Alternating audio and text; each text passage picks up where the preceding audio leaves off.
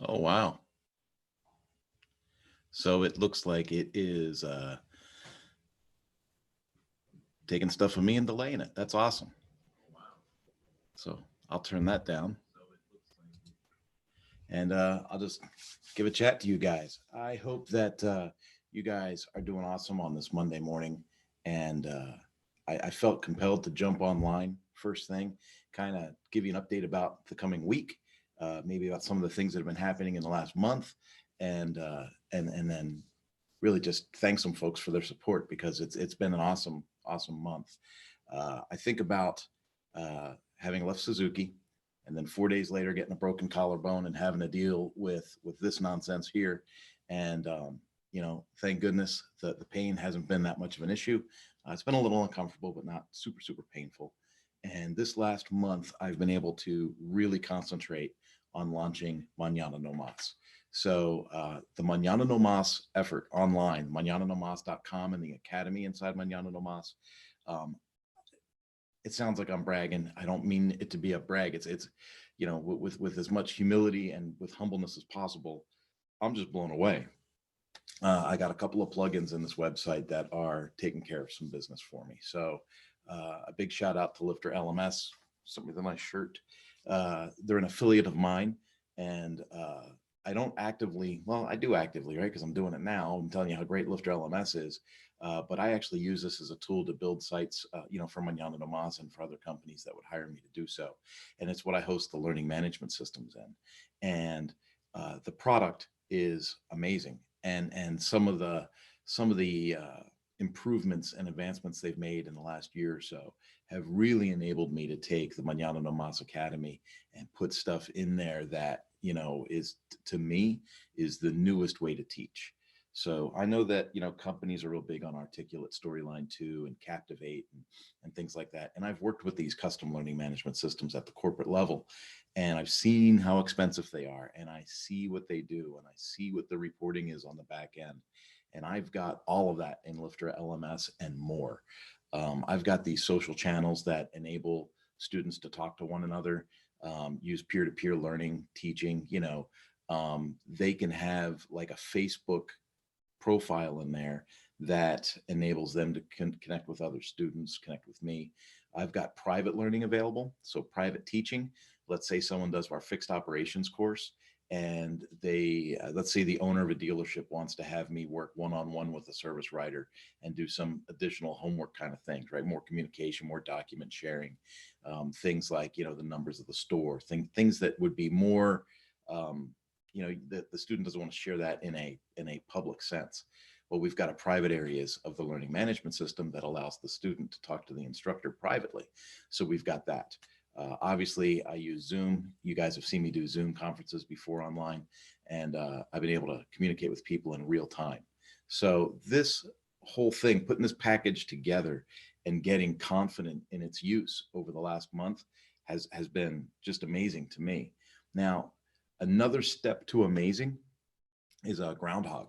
So I don't know if Adrian Toby's going to listen to my live on YouTube or not, but this Groundhogg plugin that I put into the website is, from what I can tell right now, it's pretty stinking phenomenal. Um, I was looking at things like ClickFunnels, Kajabi, and I was looking at all these tools that people subscribe to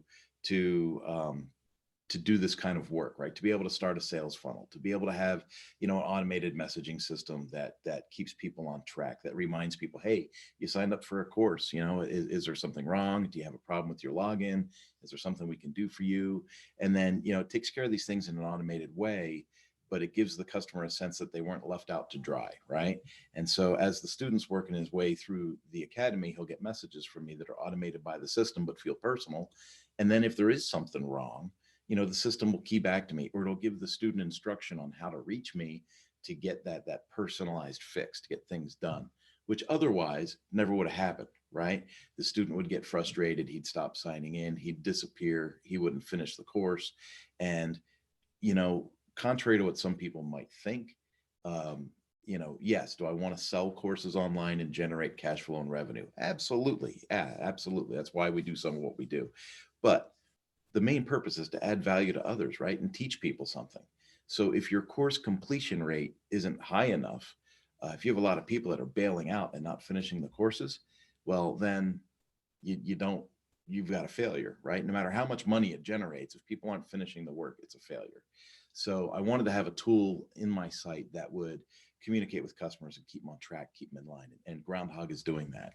So it's phenomenal. And it works as a CRM. So I'm able to contact people, send emails, do stuff right through the website.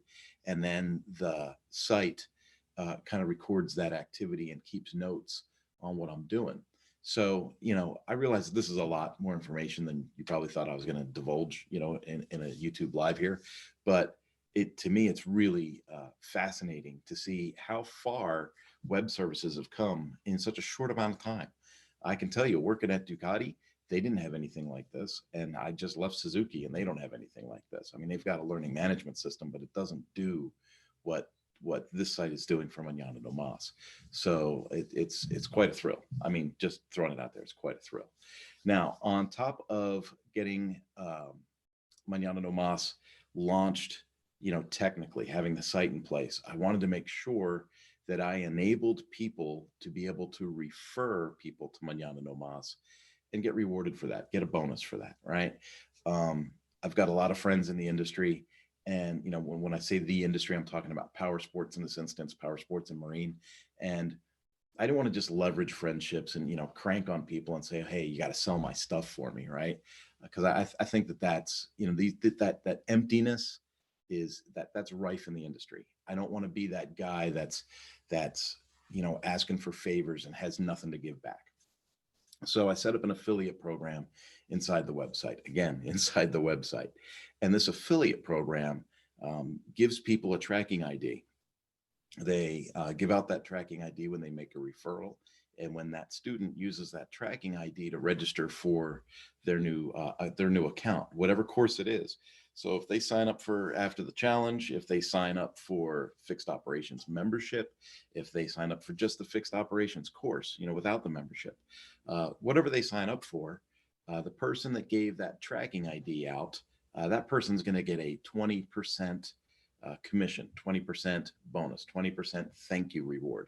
You call it whatever you want, but I've built the site to be able to do that. And I launched that affiliate program. It was a soft launch about 2 weeks ago. Last week, I did more of a hard launch, actually called some folks and said, hey, I consider you a friend of the industry. I don't want to take advantage of you, and I don't want to make phone calls behind your back. I know that your dealer is going to want to sign up for this training, and I want to give you the opportunity to present it before my people do. And, it works out really, really well. We generate revenue for Manana No Mas, and we earn the student. And, the person in the field that is a friend of mine isn't getting left out of the equation, and they're getting a nice little bonus on the back end for that. And I think that is a really great way to kind of, keep kind of a symbiotic relationship going here.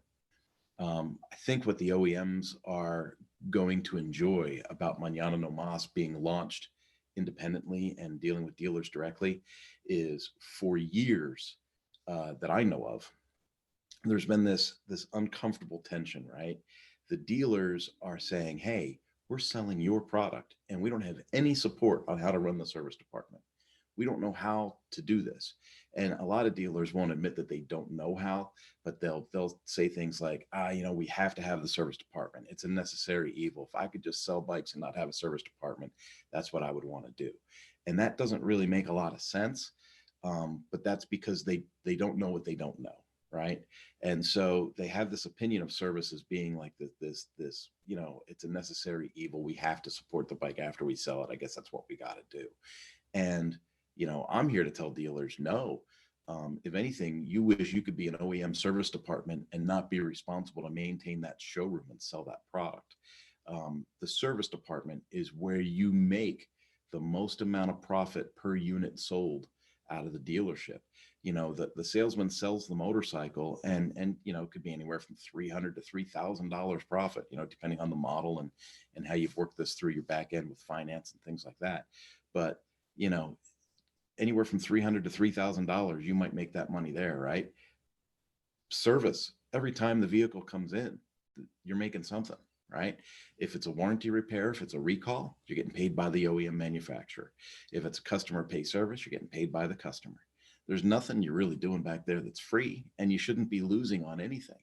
And so, my most recent experience is at Suzuki, right? So take that brake master cylinder recall that they've had out for years. That there's still 80,000 bikes out there that need to get done. So you take that recall and you do the recall. Even if you do nothing else for the customer, you've made $500 to $700, right?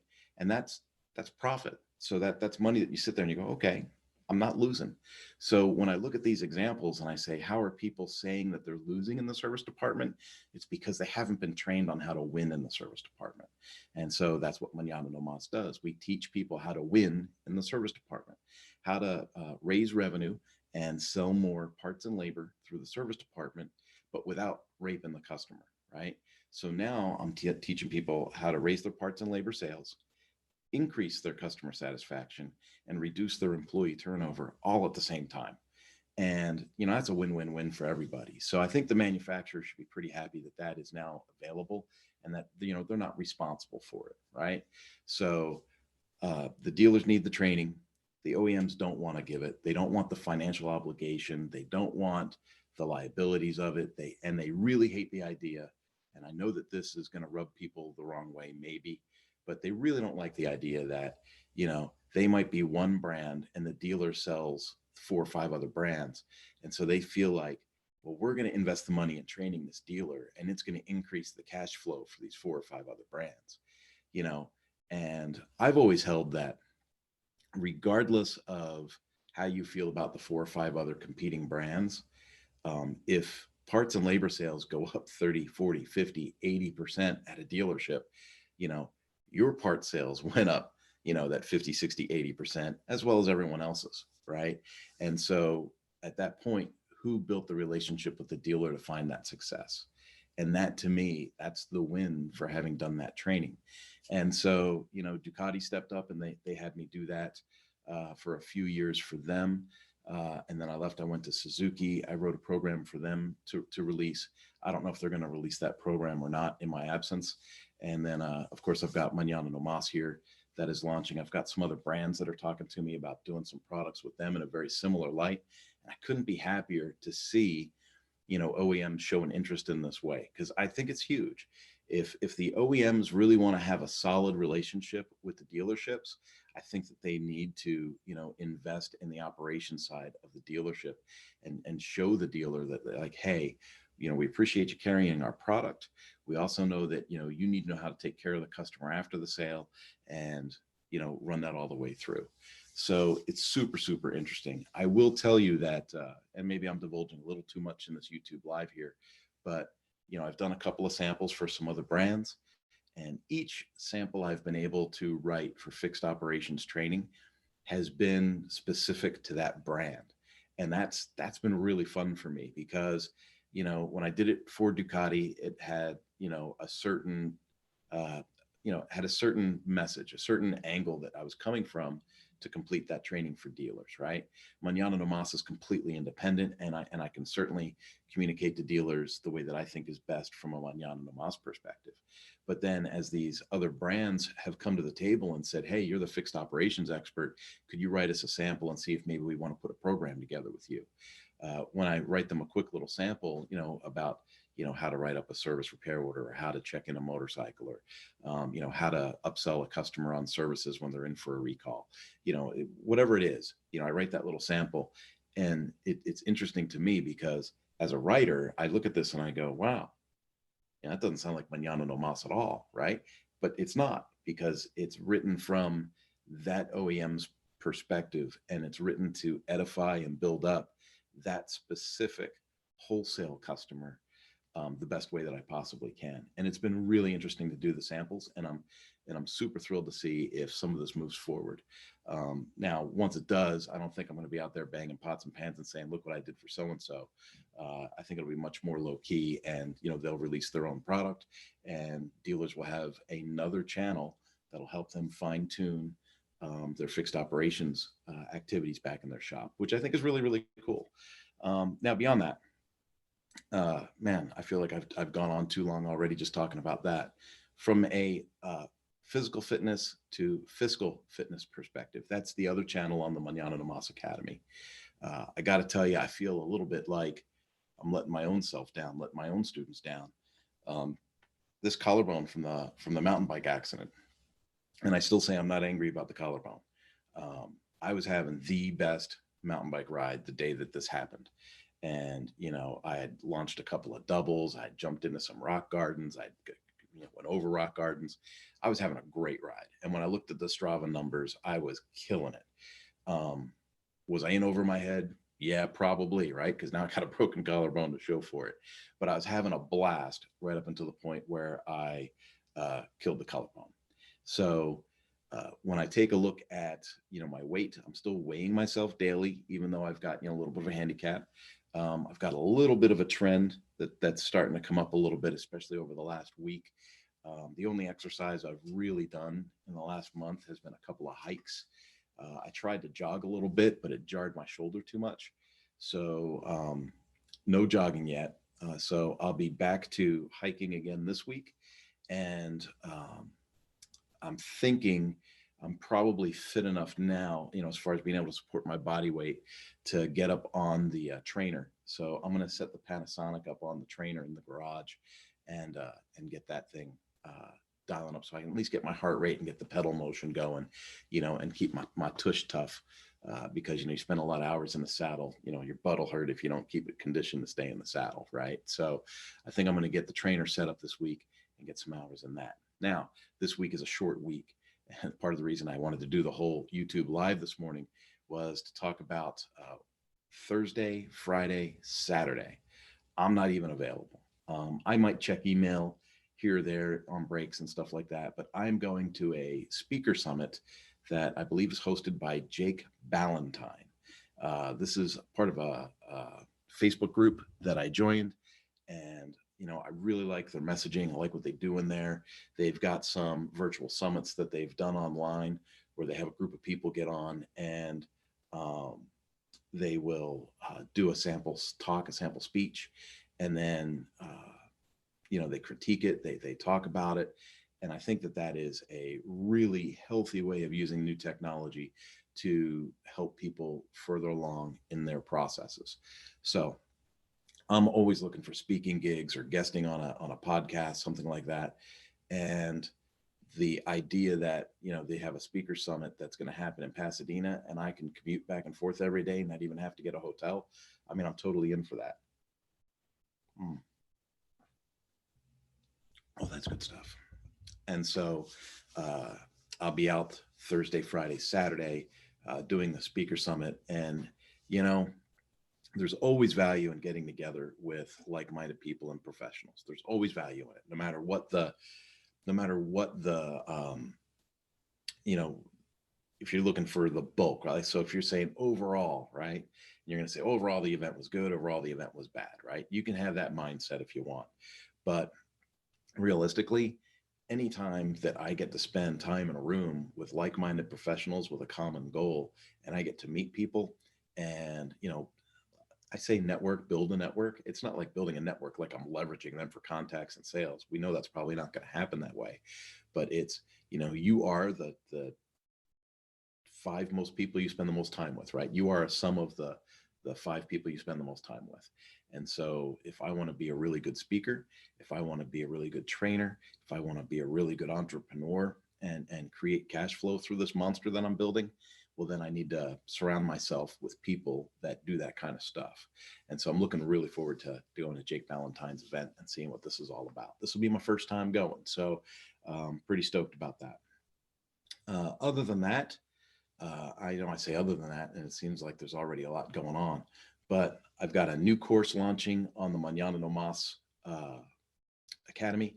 It is the Manana No Mas Disciplined Mind. It is about finding a way to discipline yourself to stay on track for those goals, right? So I have courses in the academy that talk about setting goals, chasing goals, attaining goals, celebrating the wins along the way. If it's for weight loss, we've got one in there called After the Challenge that talks about, hey, you joined, the camp F45 9 round. I mean, you found some way to lose the weight. Now, how are you going to keep the weight off when you're done with the challenge? I lost all my weight 3 years ago, and it's still gone. So I'm a walking testament to my own program. So I like to get as many people as possible dialed into that program and join a community, right? Where people can back each other up, edify each other, and help each other along in this program and work at keeping the weight off.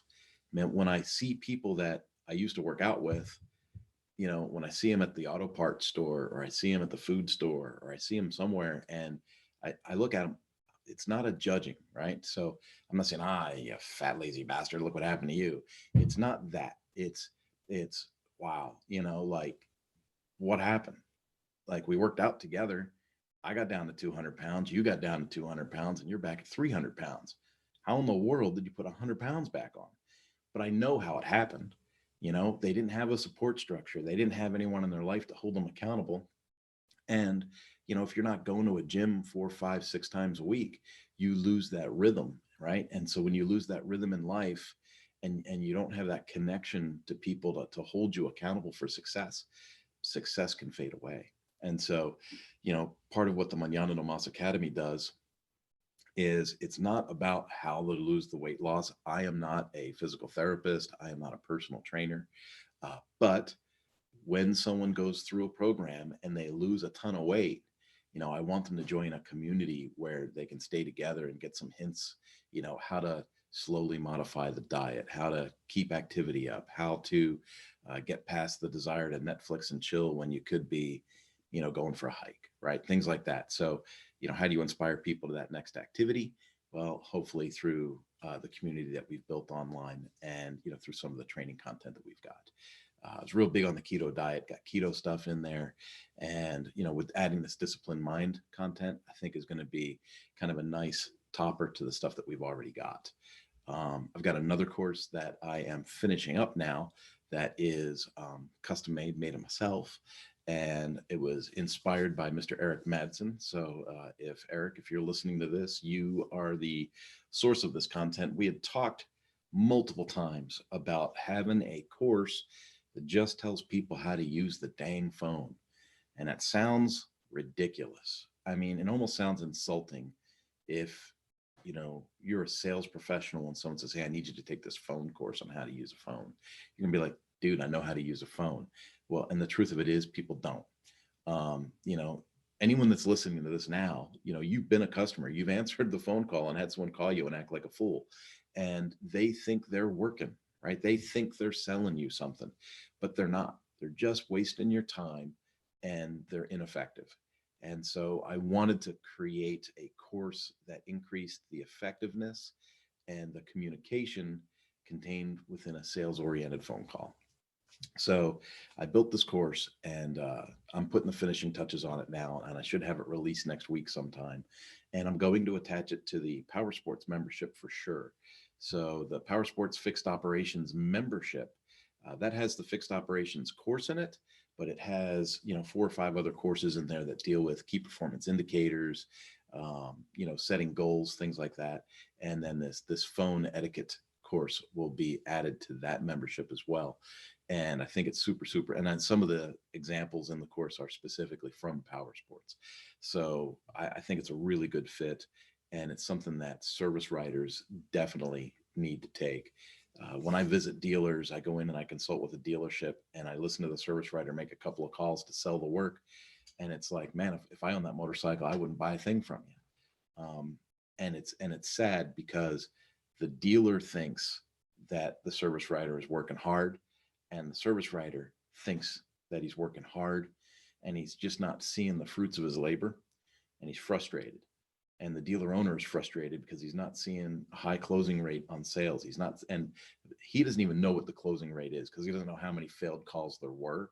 But what the owner sees is, hours per repair order, low, parts per repair order, low, number of repair orders, low. And he sees technicians going home at 3 o'clock in the afternoon because they're out of work. And all those are bad signs. And so, the owner's seeing that. And the service writer's frustrated because he knows he's working hard and he's making lots of calls and he's trying to sell work, but nobody's buying. and then he's walking around saying, man, I don't get it. These customers are just freaking broke. I don't even know why they own these bikes if they can't afford to maintain them. And then he starts this downward spiral of having a negative attitude at the service counter.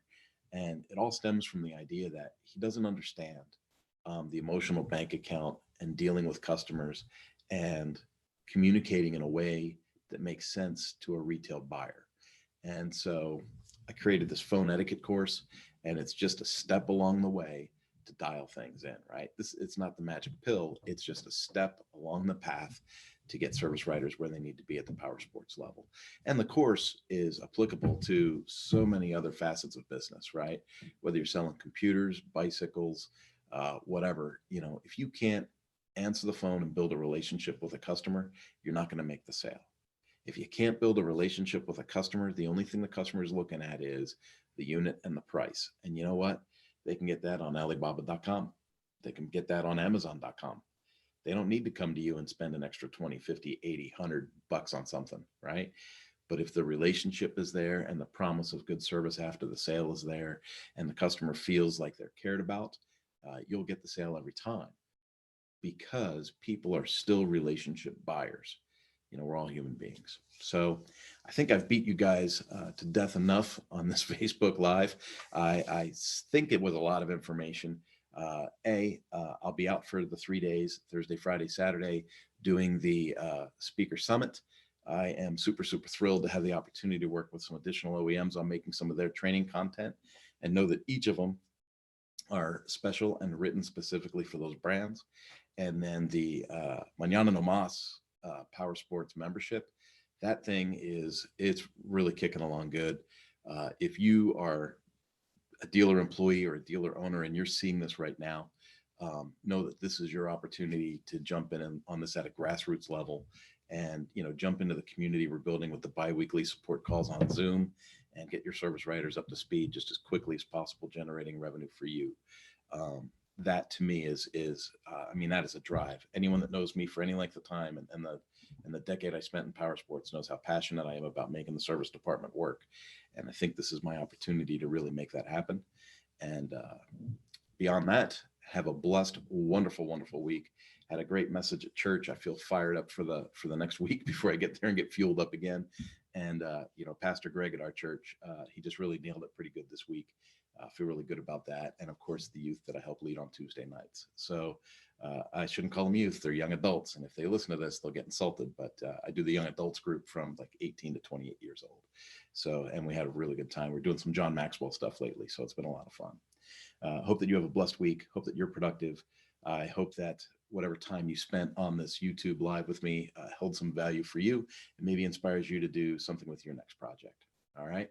Have a great one. Love y'all. Bye-bye. And